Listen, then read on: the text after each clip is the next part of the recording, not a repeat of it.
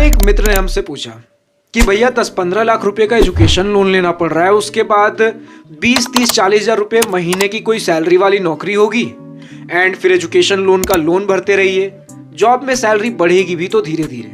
इससे बेहतर है कि मैं 10-15 लाख रुपए का लोन लेकर कोई बिजनेस चालू कर लूं। अब मैं क्या कहूं उन स्टूडेंट्स को जो अभी जस्ट क्लास 11-12 पास कर रहे हैं और उसके बाद सोच रहे भैया जो डिग्री में मेरे पैसे लगेंगे उससे बेहतर है मैं बिजनेस चालू कर लूं। तो सबसे पहला सवाल, बिजनेस के बारे में आपकी समझ कितनी है? अगर आप सिर्फ ये सोच रहे हो कि डिग्री में जो पैसे लगेंगे उन पैसों को बचा के मैं बिजनेस कर लेता हूं, अगर इतनी समझ है देन अभी आपको बहुत कुछ सीखना बाकी है।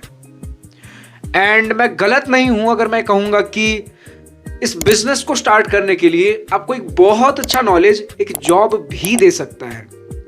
पहले समझ लेते हैं कि अगर आपको बिजनेस ही लाइफ में करना हो, फिर भी अगर आप शुरुआत जॉब से करते हो देन जॉब कितनी चीजें आपको सिखा सकता है। सबसे पहला, पैसे कमाने की कीमत क्या होती है।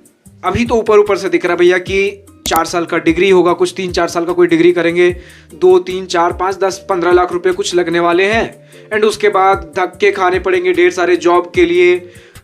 आपको एक अंदाजा मिलेगा कि वो 20-30-40 हजार रुपए की नौकरी के लिए भी, नौकरी पाने के लिए कितना कुछ करना पड़ता है। तो उस 20-30-40 हजार रुपए की कीमत, अहमियत कितनी है?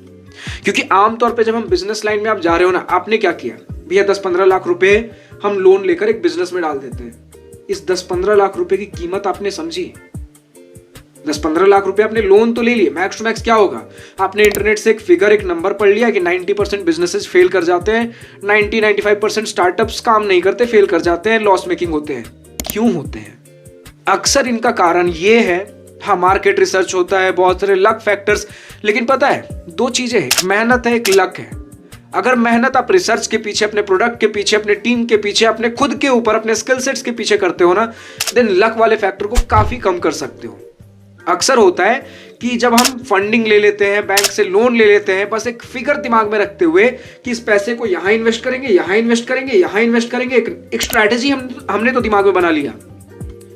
बट हमें अभी भी, अगर आप 10-15 लाख में से 1 लाख सोच रहे हो मैं सैलरीज में पे कर दूंगा, 1 लाख में कुछ प्रोडक्ट्स के पीछे, इनके प्रोटोटाइप के पीछे, कुछ मार्केट रिसर्च के पीछे, कुछ एडवर्टाइजमेंट्स के पीछे, कुछ डिफरेंट चीजें, कुछ बफर स्टॉक, अगर कुछ सेफ्टी के लिए अमाउंट रख लूंगा।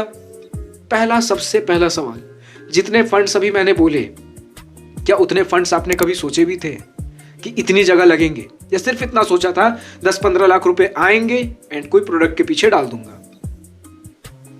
सबसे पहले अगर आपने सोच भी रखा था इतना कुछ कि भैया इतने इतने जगह पैसे जाएंगे, फिर उसके अंदर भी बाइफर्केशंस होते हैं। अब चलो सैलरी पे करोगे, देन सैलरी के अंदर डिफरेंट आप लोगों को हायर करोगे, कैसे जस्टिफाई करोगे कि किन लोगों को कितना पे करना है?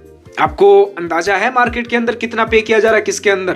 तो ये आपको जॉब एक बहुत बढ़िया आइडिया देगा। आप चलो रेस्टोरेंट, मान लेते हैं रेस्टोरेंट आपको चालू करना हो, आप रेस्टोरेंट के अंदर कोई जॉब कर सकते हो। जो हमारे मित्र ने पूछा था, और रेस्टोरेंट का ही एग्जांपल लेकर उन्होंने पूछा था, आप रेस्टोरेंट के अंदर जॉब कर सकते हो। आपको आइडिया लगेगा भैया कि रेस्टोरेंट के अंदर किन्हें कितना एफर्ट लगता है, कौन से लोग किस तरीके के काम करते हैं, कितना समय, कितना एफर्ट। तभी जब आप बिजनेस चालू करोगे, अलग अलग टीम के लोगों को रखोगे, आपको आइडिया लगेगा, एक्सपेक्टेशन लगेगा कि इनसे इतना काम करवाना है, उसके बदले इन्हें इतनी सैलरी देनी है, और अगर ये नहीं कर रहे हैं तो जब मैं जॉब में था तो किस तरीके से प्रोसेस काम करते थे, आप प्रोसेस सीखोगे। जॉब के अंदर रहते हुए सबसे पहले तो आपने पैसे की कीमत सीखी। आपके पास डायरेक्ट 10-15 लाख रुपए कहीं से नहीं आए कि अलग अलग जगह स्ट्रैटेजी के हिसाब से बस हमने इन्वेस्ट कर दिया। सही में 20-30-40-50 हजार रुपए की कीमत सीखोगे। उसके बाद अगर एग्जैक्टली जो बिजनेस आप करना चाहते हो उसी के अंदर वैसे ही किसी बिजनेस में जॉब कर रहे हो, देन उस पूरे बिजनेस का प्रोसेस समझोगे। एंड कई बार क्या होता है ना कि आप बिजनेस के अंदर काम करते हुए सिर्फ एक एम्प्लॉय लेवल पे नहीं देखते हो। अगर आप चाहो ऊपर से एक ओवरऑल बिजनेस स्ट्रक्चर भी लेना चाहो, देन आप अलग अलग लोगों से बात कर सकते हो जो वहां पर लोग काम कर रहे, एक्सपीरियंस लोग हैं। इनफैक्ट मैनेजर्स से भी कुछ आप हल्की फुल्की इस तरीके से बातें कर सकते हो, बॉन्डिंग बनाते हुए। आपको बिजनेस स्ट्रक्चर भी समझने को मिलेगा, आपके कॉम्पिटिशन्स कौन है मार्केट में। आप देखोगे कई सारे ऐसे बिजनेसेज, बड़े सक्सेसफुल बिजनेसेज चालू हुए जो कि ऑलरेडी जिस डोमेन में उन्होंने बिजनेस चालू किया, सिमिलर से किसी डोमेन के अंदर जॉब करते थे, क्योंकि उन्होंने पूरा टीम कैसे काम करता है कि एक्सपीरियंस लेने के बाद सारी चीजें फिर सारे नॉलेज के साथ चीजें चालू की। एंड कहीं ना कहीं एक बहुत बड़ा फैक्टर ये भी होता है कि जिस एज में आप हो, 18-19 साल के एज में, हम बहुत सारे इंपल्सिव डिसीजंस लेते हैं। हाँ, कई बार ये इंपल्सिव डिसीजंस बहुत काम के होते हैं। आप इंपल्सिव डिसीजंस के चक्कर में कई बार बहुत सी चीजें ट्राई करते हो। एंड जब हम बहुत सी चीजें ट्राई करते हैं तो हमारे पास एक बहुत बड़ा डेटा सेट होता है उसके अंदर बेस्ट चीजें चुनने के लिए। अगर हमने 10-12 चीजें ट्राई की तो उसमें से 1-2 हमें कुछ बढ़िया अपने काम की चीजें मिल जाएंगी। जितनी कम चीजें ट्राई करोगे, आप जिस चीज में बेस्ट हो शायद वहां तक पहुंचने में आपको दिक्कत हो।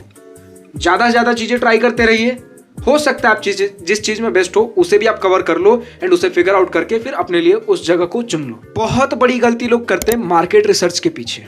जो प्रोडक्ट आपने बनाया, कई बार होता है ना कि हमने, अब चलो कुछ खाना भी बनाकर देख लो, अगर आपने कुकिंग कभी की हो या चलो कुछ पेंटिंग भी की हो, जो काम हम बहुत मेहनत से करते हैं, जो खाना हमने बहुत मेहनत से बनाया, जो हमने पेंटिंग बहुत मेहनत से बनाया, भले ही लोगों को पसंद आया ना आए, हमें लगता भी है ये तो बेस्ट बना है।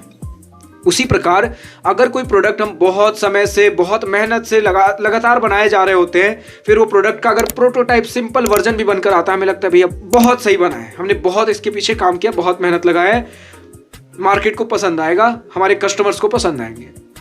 बट पहले एक बार कस्टमर से तो पूछ लीजिए। पसंद आना दूर की बात है, जो आपने प्रोडक्ट बनाया वो किसी प्रॉब्लम को सॉल्व कर रहा होगा, कई बार आपने सुन रखा होगा, तो क्या वो प्रॉब्लम कस्टमर के लिए उतना सिग्निफिकेंट है भी कि नहीं? हाँ, वो प्रॉब्लम होगा कस्टमर के लिए, उसका सॉल्यूशन उन्हें चाहिए होगा, लेकिन हम कहते हैं वैल्यू, जितने पैसे लगने वाले हैं उसकी वैल्यू कस्टमर को प्रोवाइड हो पा रही कि नहीं। तो जो प्रॉब्लम का आपने सॉल्यूशन दिया है, जिस कॉस्ट पे वो प्रोडक्ट बना है, ऑब्वियसली उससे ऊपर का बेचोगे। चलो आप 0 मार्जिन लेते हुए जिस कॉस्ट पे प्रोडक्ट बना है आज उसी कॉस्ट पे बेचने के लिए तैयार हो, जो कि गलत बात है। क्यों? अभी समझाता हूं। उसी कॉस्ट पे बेचने के लिए तैयार हो, आप एक बार कस्टमर से जाकर पूछो कि क्या इस कॉस्ट पे इस प्रोडक्ट को आप खरीदना चाहोगे। हर बार प्रॉब्लम का सॉल्यूशन बना देना जरूरी नहीं है, उसे कॉस्ट इफेक्टिव सॉल्यूशन भी बनाना बहुत जरूरी है। अब ऐसा मैं क्यों बोल रहा हूं कि भैया जिस कॉस्ट पे आपने प्रोडक्ट को बनाया उसी कॉस्ट पे आप बेचो, ये गलत है। ये गलत इसलिए है, एंड आज के डेट में तो ट्रेंड ये बन गया कि जिस कॉस्ट पे हमने बनाया है उससे कम कॉस्ट पे बेचो। कस्टमर को हम लत लगवाते हैं, कस्टमर को एक बार आदत लग जाए उसके बाद हम इसको प्राइस को बढ़ा देंगे, एंड फिर तो कस्टमर को आदत लग चुका है, महंगे प्राइस पे भी खरीद लेगी। ये स्ट्रैटेजी शुरू में काम किया करते थे, एंड बहुत रेयर ऐसे कंपनीज है जिनके लिए चीजें काम की हैं।